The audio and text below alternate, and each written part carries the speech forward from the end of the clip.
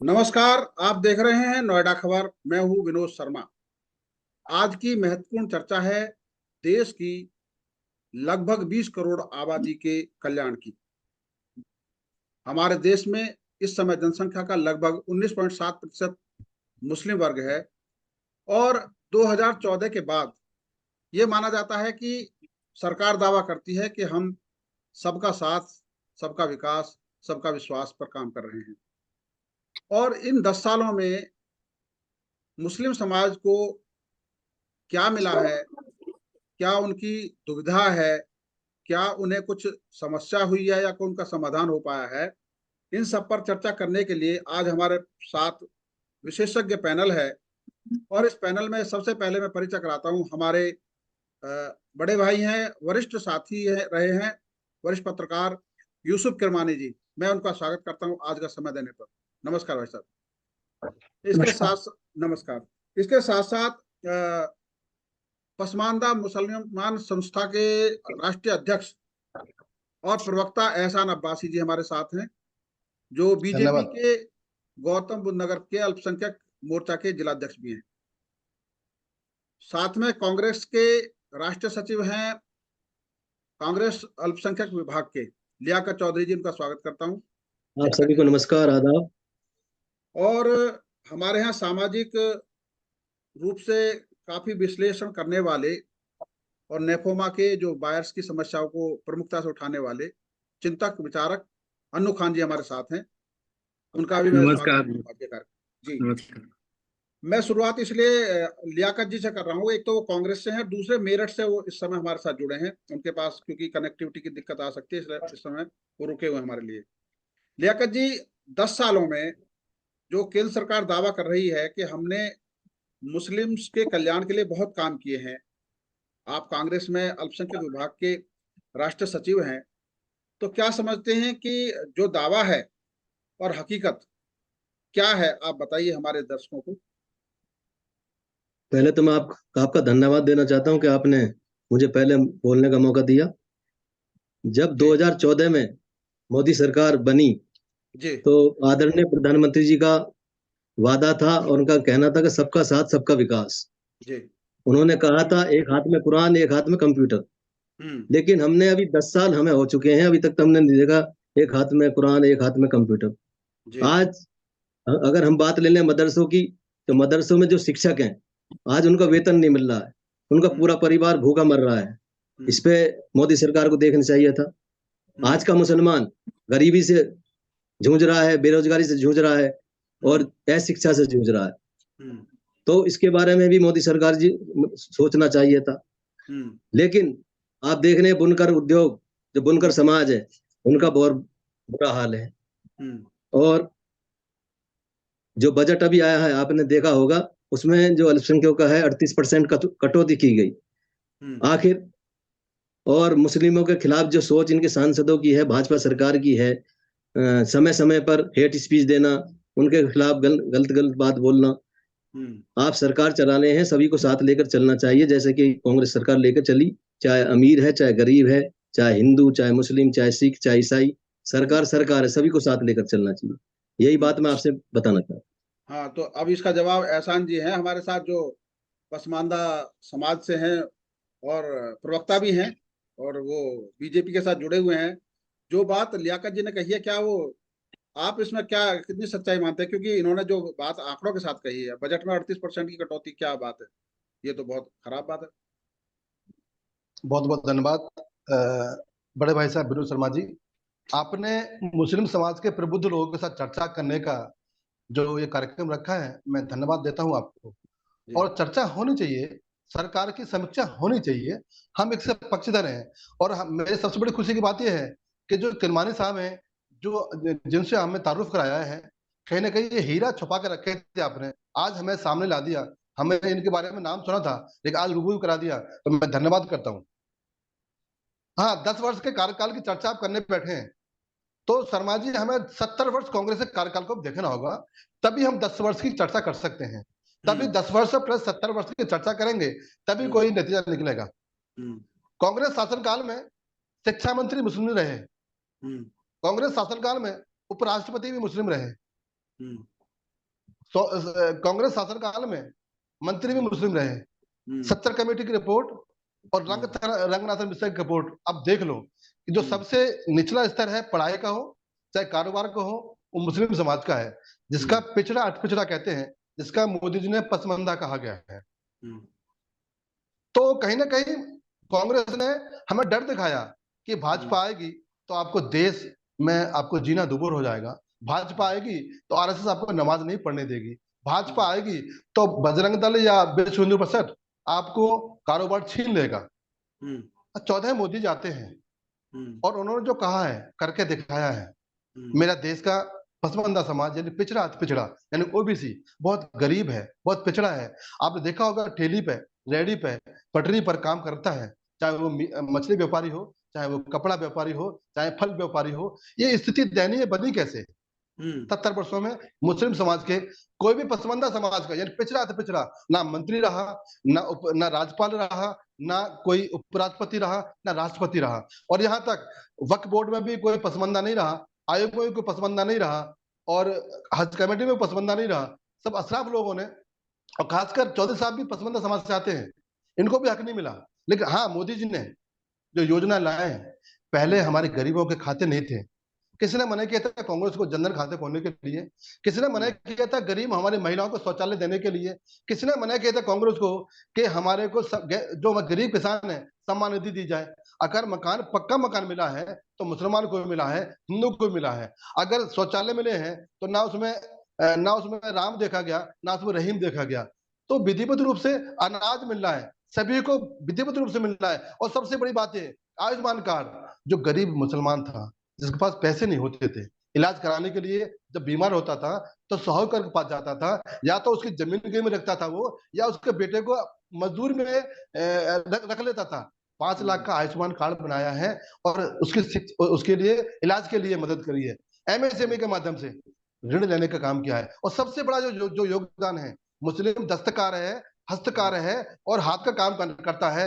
1 district 1 product, चाहे तो आगरा देख लो, चाहे बरेली देख लो, चाहे रामपुर देख लो, चाहे मेरठ देख लो, हर जगह, चाहे बनारस देख लो, चाहे बाराबंकी देख लो, जो प्रोडक्ट हैं मुसलमान के हाथ के, जो गरीबी रेखा के नीचे जो हाथ से काम करते थे उनको बल देने का काम किया है, उनका प्रोडक्ट को उठाने का काम किया है। और विश्वकर्मा योजना के माध्यम से आपने सुना होगा, मछली का जान बनाने वाले को ऋण देगा, माला बनाने वाले को कोई ऋण देगा, पंचर लगाने वाले को ऋण देगा, नाई से बाल काटने वाले को ऋण देगा।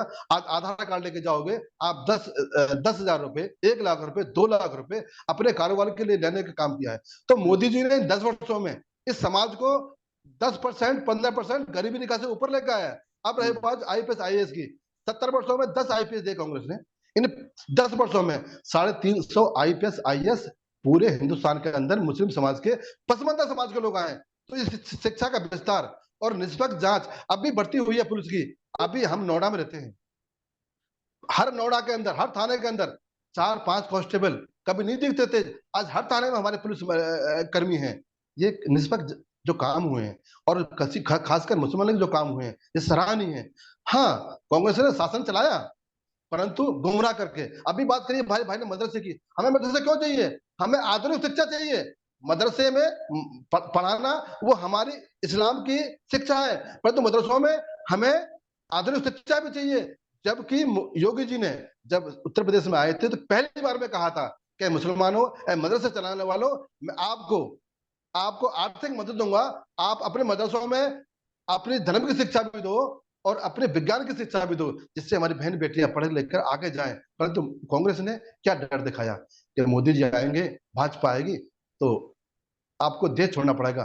धन्य है भाजपा जिसने शासन संभाला और हम गरीबों की मदद की। आज हमारा गरीब मुसलमान जल से नल भी मिला हुआ है, राशन मिला हुआ है, उज्ज्वला गैस योजना मिले हुए है, पक्की छत मिली हुई है, राशन मिला हुआ है और यहाँ तक बिजली घर घर में है। आज किसान का भी उत्थान हुआ है।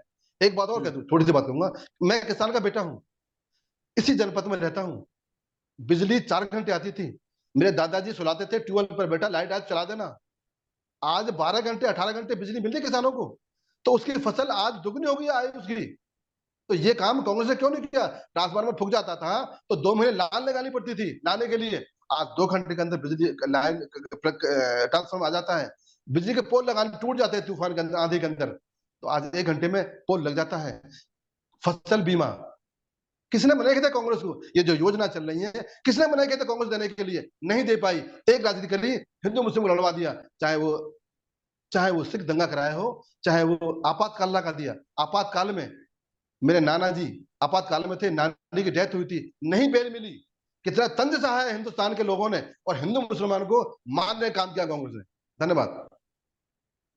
यूसुफ जी मेरे साथ हैं, यूसुफ किरमानी जी। एक तरफ उन्होंने अपना दर्द कहा, लियाकत जी ने, और मुद्दों की बात की, मदरसों की बात की, शिक्षा की बात की, गरीबी की बात की, बेरोजगारी की बात की।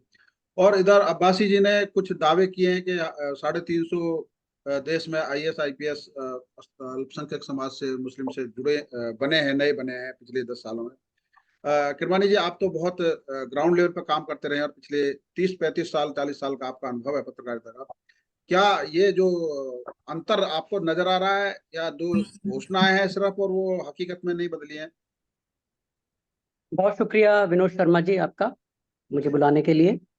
देखिए, अब्बासी साहब ने जो बातें रखी हैं, अब्बासी साहब जो है भारतीय जनता पार्टी के अल्पसंख्यक विभाग से जुड़े हुए हैं, तो जाहिर सी बात है कि उनको वो बातें कहनी चाहिए जो उनकी पार्टी कहती है सार्वजनिक रूप से मुसलमानों को लेकर और तमाम लोगों को लेकर।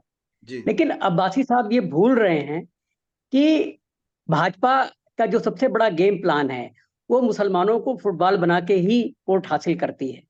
इसमें कोई दो राय नहीं है, इसमें कोई शक नहीं है।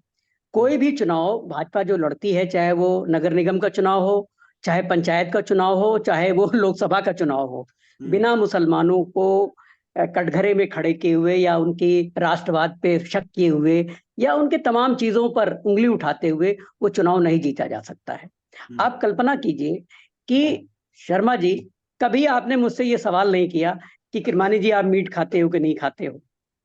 आपने कभी मुझसे ये सवाल नहीं किया कि आप मछली खाते हो या नहीं खाते हो। इसी नवरात्र में हम सभी लोग सम्मान करते हैं, हमारे हिंदू भाई जो लोग नहीं खाते हैं हम उनका सम्मान भी करते हैं, लेकिन जो खाते हैं वो अपने घर में खाते हैं।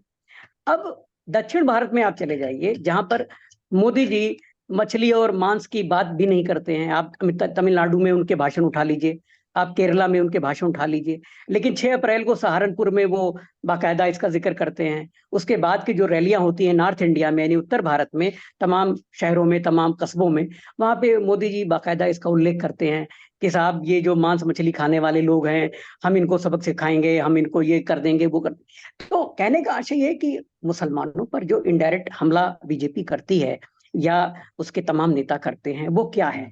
हम ये मान लिया हमने कि कांग्रेस ने बहुत जुल्म किया मुसलमानों पर, हालांकि ऐसा नहीं है, मैं उस पर बाद में आऊंगा।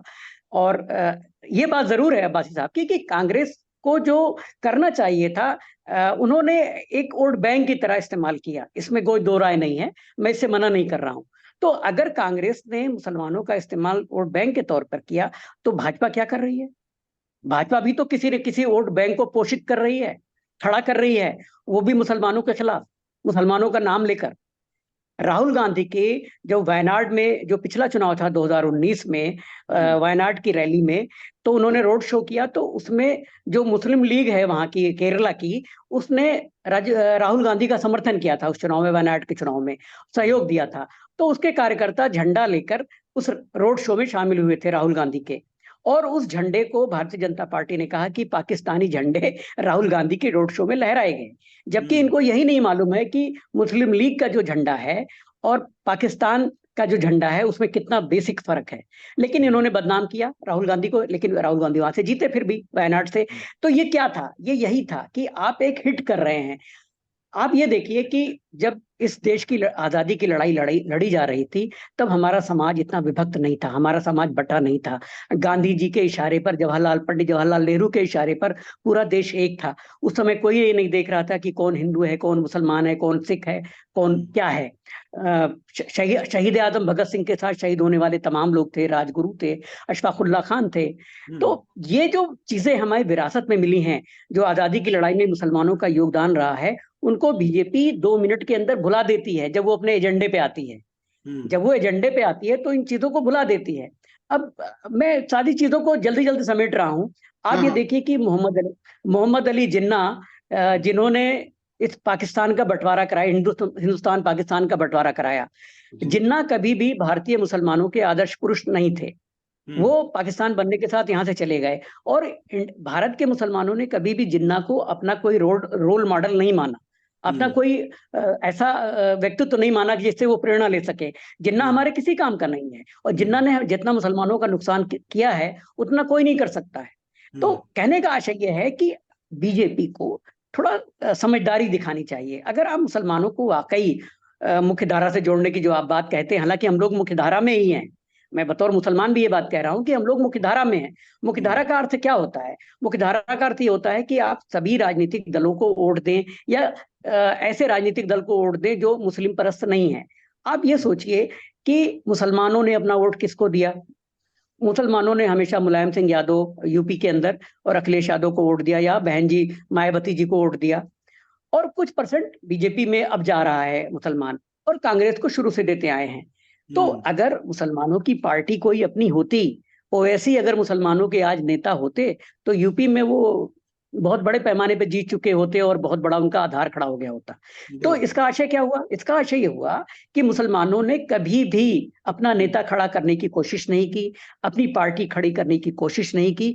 मुसलमानों ने हमेशा नॉन मुस्लिम्स में अपना नेता ढूंढा, चाहे वो राहुल गांधी हो, या इससे पहले राजीव गांधी या इंदिरा गांधी थे, या पंडित जवाहरलाल नेहरू थे, या मौलाना अबुल कलाम आजाद थे जो देश की आजादी की लड़ाई में शामिल हुए, या अखिलेश यादव हैं, या मुलायम सिंह यादव जी थे, या बहन मायावती हैं, या काशीराम जी हैं। ये सारे के सारों में मुसलमान अगर अपना वो ढूंढ रहा है, आसरा ढूंढ रहा है, या एक शेल्टर ले रहा है, तो उसकी बड़ी वजह बीजेपी है। अगर बीजेपी डर ना दिखाए मुसलमान को, तो आप यकीन मानिए कि मुसलमान बड़े पैमाने पर बीजेपी में जा सकते हैं। उनको करने में कोई बुराई नहीं है। गुजरात का जो मुसलमान है, जो दाऊदी बोहरा कहलाता है, वहां का मुसलमान, उसको दाऊदी बोहरा बोलते हैं, वो लोग बीजेपी को क्यों वोट देते हैं? क्योंकि उनके बिजनेस इंटरेस्ट हैं। गुजरात के जितने भी मुस्लिम हैं वो बिजनेस माइंडेड हैं।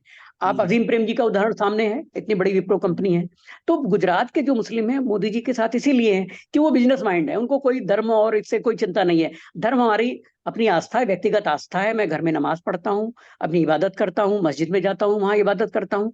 लेकिन आप अगर उसी चीज को उछालेंगे, आप अगर उसी चीज को बार बार पाकिस्तान से जोड़ेंगे, तो देखिए रेवंत रेड्डी ने कितना अच्छा जवाब दिया रजत शर्मा जी की आपकी अदालत में कि 400 सीट लाने के लिए मोदी जी को पाकिस्तान से जीत कर आना पड़ेगा।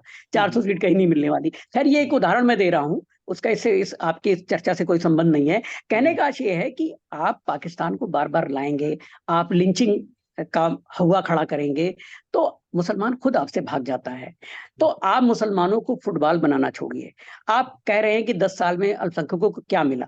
मैं ये कह रहा हूं कि अल्पसंख्यकों को कुछ अगर मिला होता, तो मोदी जी ने जो अभी गारंटी लॉन्च की है कल परसों में, उसमें कुछ एक लाइन तो होती कि अगर हम सत्ता में आए तो हम मुसलमानों को ये देंगे। उसके बजाय वो कह रहे हैं हम तो यूसीसी लागू करेंगे। आप लागू कर लीजिए यूसीसी। अगर इस देश के तमाम आदिवासी, हमारे सिख भाई, हमारे जो पूर्वोत्तर भारत, जो पूर्वोत्तर भारत है, यानी जो 5 स्टेट्स हैं, असम और मणिपुर, नागालैंड, यहाँ के जो लोग अगर सहमत हैं, तो आप लागू कर दीजिए यूसीसी, हमें कोई एतराज नहीं है। मुसलमान सबसे पहले कहेगा लागू करिए। आप 2 बच्चों की पॉलिसी लाना चाहते, आप लाइए, मुसलमान तैयार है। आपने हज की सब्सिडी खत्म कर दी, मुसलमानों ने सबसे पहले स्वागत किया कि बहुत अच्छा किया आपने, खर्च कर दिया, खत्म कर दिया हज की सब्सिडी। ये पहला काम जो किया था सरकार ने आते साथ ही 2014 में। तो कहने का आशय है कि आप कुछ अगर करेंगे, तो आप हवा अगर खड़ा करेंगे, तो मुसलमान आपसे दूर जाएगा। निश्चित रूप से आप अगर 10 साल में अपनी उपलब्धि गिनाएंगे मुसलमानों को लेकर, तो आपके पास बताने के लिए कुछ भी नहीं है। मुसलमानों को आपने फुटबॉल बना दिया है, मुसलमानों को आपने अपने से दूर कर लिया है। अब्बासी साहब जैसे लोग जरूर उनके साथ हैं, और हमारे तमाम मित्र हैं जो आरएसएस भाजपा में हैं, जो मुस्लिम हैं, जुड़े हुए हैं, लेकिन वो भी जो मिलते हैं प्राइवेट में तो कहते हैं सर क्या करें, कुछ लोगों को तो लगना ही चाहिए, ऐसा ना हो कि जो है पूरी जमात ही खिलाफ हो जाए। तो मैं ऐसे लोगों से यही कहता हूं कि ये बात जमात की नहीं है। बात यह है कि आप होशमंद कौम है या नहीं, आप एक जीती जागती कौम है या नहीं। अगर आप जीती जागती कौम हो, आप हक परस्त कौम हैं, तो आपको ये जज्बा होना चाहिए आपके अंदर कि आप हक बात के सामने खड़े हों। जिस तरह की फिलिस्तीन के साथ जुल्म हुआ, फिलिस्तीन के साथ इजराइल ने इतना बड़ा नरसंहार किया, लेकिन भारत सरकार ने फिलिस्तीन के साथ तो खड़े होने की बात कही, लेकिन इजराइल की निंदा कभी नहीं की। अब जब ईरान ने अटैक किया सीधा, तो भारत सरकार ने फिर बीच का बयान दिया। भारत सरकार ने ये नहीं कहा कि हम ईरान के साथ खड़े हैं, जबकि ईरान इनका सबसे पुराना मित्र है, और ईरान ने कई सारी कुर्बानियां भारत के लिए दी हैं, अपने तमाम समझौते किए हैं। तो ये जो ढुलमुल नीति है मुसलमानों को लेकर बीजेपी की, जब तक ये साफ नहीं करेंगे, आप यकीन मानिए, मैं आपको विनोद शर्मा जी आपके मंच से ये बात पहुंचा रहा हूं, क्योंकि आप आरएसएस से भी जुड़े हुए हैं कहीं ना कहीं, मैं जानता हूं इन बातों को अच्छी तरह से। तो आप ये फीडबैक भी दे सकते हैं उनको कि मुसलमान जुड़ सकता है, लेकिन आप खुद दूर भगा रहे हैं उसको। आपने बहुत अच्छा किया कि अभी आप जो अपना घोषणा पत्र या मोदी जी की गारंटी लाए हैं, उसमें आपने एनआरसी का जिक्र नहीं किया है, यानी एनआरसी को आपने हमेशा के लिए तिलांजलि दे दी है, दूर फेंक दिया है। बहुत अच्छा काम है। आप इसी तरह सीए को भी मार भगाइए, या सीए अगर आप लाए हैं तो आप मुसलमानों को भी उसमें एडजस्ट कीजिए कि भाई हम मुसलमानों को भी जहां कहीं सताए जा रहे हैं, पाकिस्तान में अगर मुसलमानों को सताया जा रहा है तो वहां के मुसलमान भी हैं, उनका स्वागत करना चाहिए, हमें उनको वापस लेना चाहिए। हमारे भाई बंद अगर वहां पे परेशान हैं तो उनको आप क्यों नहीं नागरिकता देते? अगर जो मुसलमान पाकिस्तान से यहाँ की नागरिकता लेने आना चाहता है, उसको नागरिकता देने में क्या हर्ज है? तो ये सब चीजें भारतीय जनता पार्टी को सोचना चाहिए। मुसलमान उसके दुश्मन नहीं है, मुसलमान उससे घृणा नहीं करते हैं, घृणा की हालत वो पैदा करते हैं। जब आप अपने चुनाव रैलियों में बार बार टारगेट करेंगे तो मुसलमान खुद ही दूर छिटक जाता है। इसलिए विनोद शर्मा जी, इन लोगों को समझाइए, इन लोगों से विनती करिए कि ये हमें दूर ना करें। ये देश हमारा भी उतना ही है जितना आपका है, और हमारी तो बहुत ही अजीम कुर्बानियां रही हैं। वीर अब्दुल हमीद 1965 की लड़ाई में पाकिस्तान के पैटर्न टैंक के छक्के छुड़ा दिए, हमारे कोर्सों में पढ़ा जाता रहा है। खैर वो चैप्टर अब हटा दिया गया है नए पाठ्यक्रम में। ये भी एक विषय रहा है, बहरहाल मुद्दा रहा है कि तमाम जो मुस्लिम से जुड़ी हुई चीजें हैं आपने इतिहास से हटा दिया उनको। कैप्टन उस्मान का नाम आपने सुना होगा, जो पाकिस्तान में घुस के, जिन्होंने बाकायदा, ये तो कहते हैं हम घुस के मारेंगे, राजनाथ जी का बयान आता है ना कि हम घुस के मारेंगे। कैप्टन उस्मान वो शख्स हैं भारतीय सेना के जिन्होंने कराची पे जाके बमबारी कर दी थी, कराची तक पहुंच गए थे अपना प्लेन लेके, और वो शहीद हुए पाकिस्तान में जाकर। कहने का आशय ये है कि ये सब चीजें जो हैं भारतीय मुसलमानों की जो गौरवशाली चीजें हैं, आप उनको यूं ही तितर बितर मत कीजिए, यूं ही एक झटके में उनको खारिज मत कीजिए।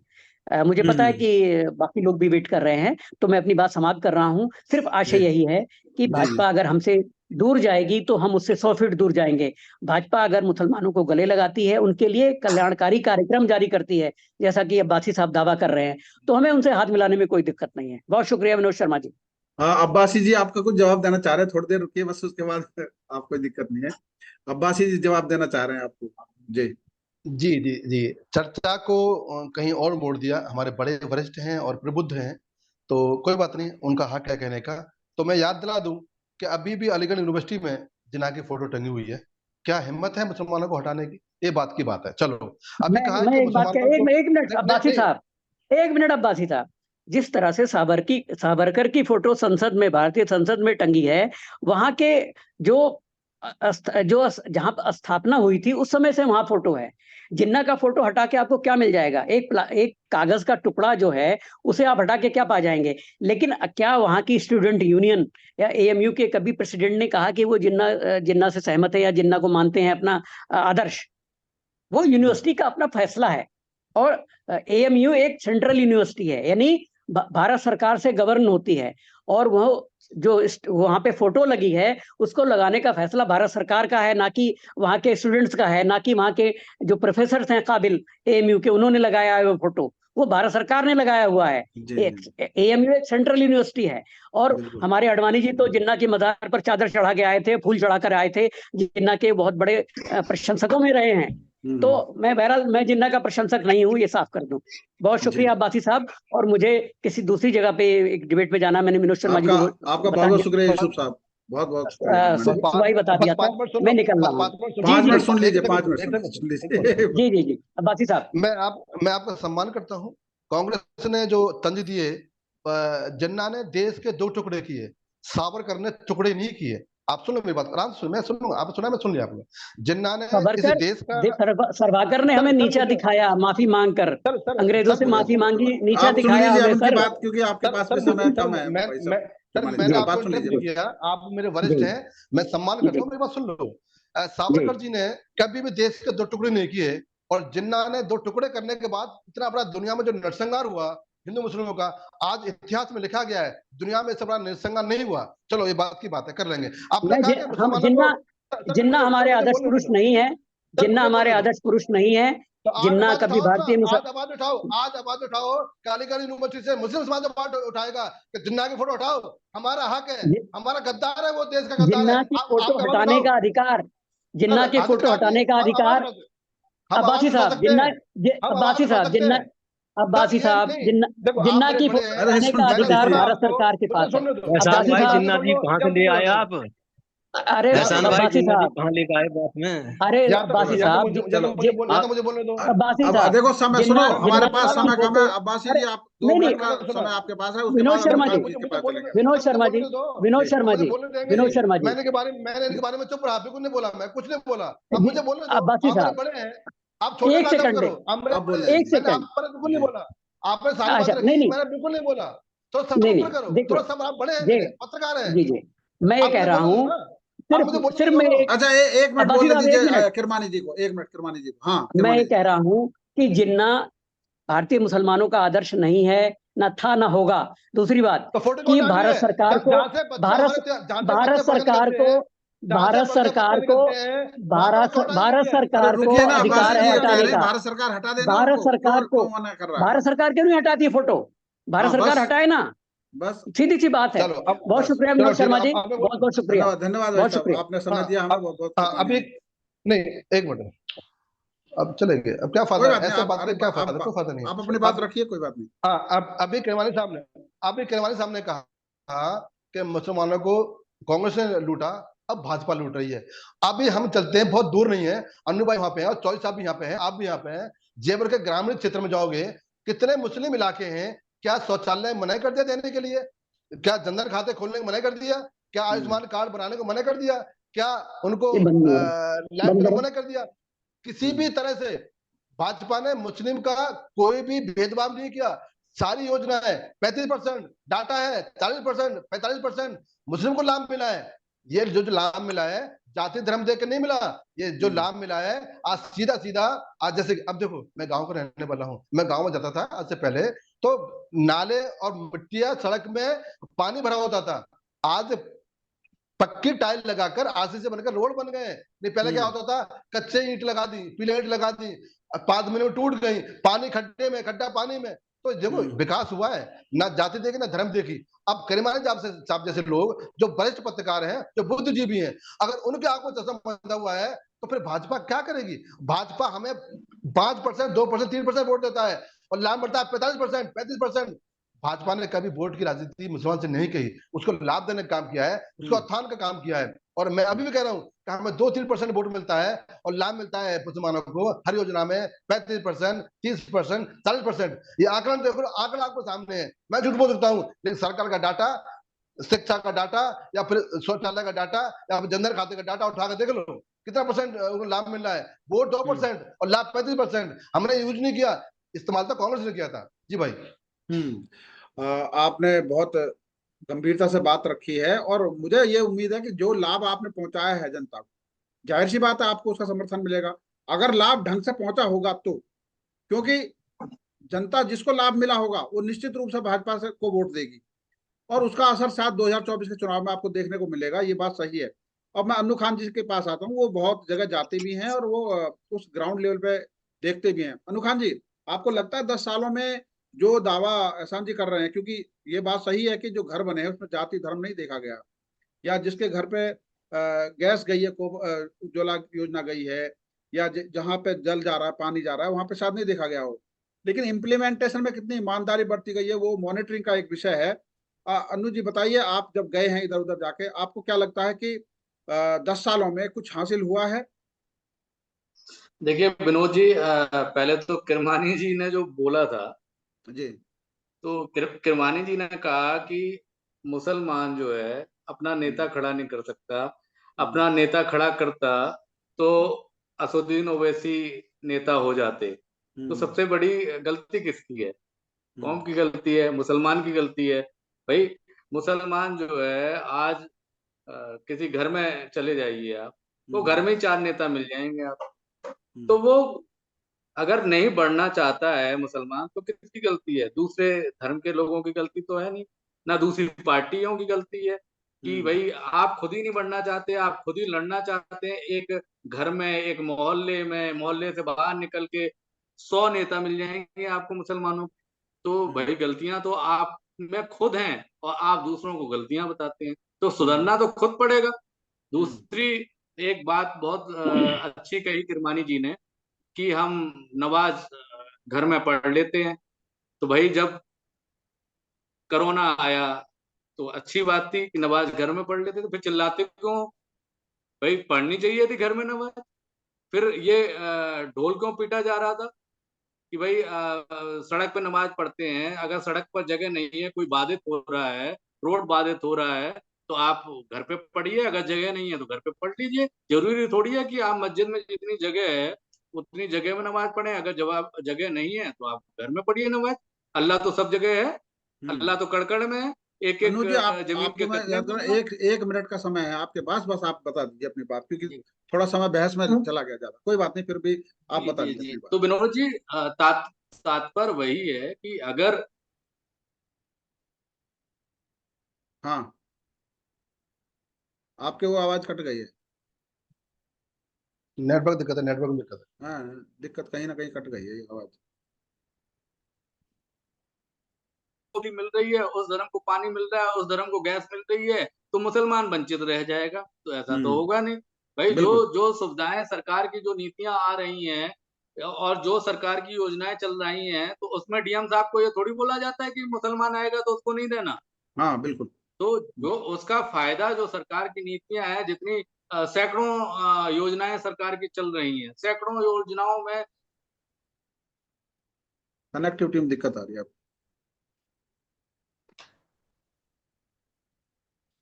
चलिए, वो जुड़ जाएंगे तो बात करेंगे, लेकिन आप सबका बहुत बहुत शुक्रिया। अब्बास जी, लियाकत जी, अन्नू खान जी, आपने बहुत सार्थक चर्चा की है।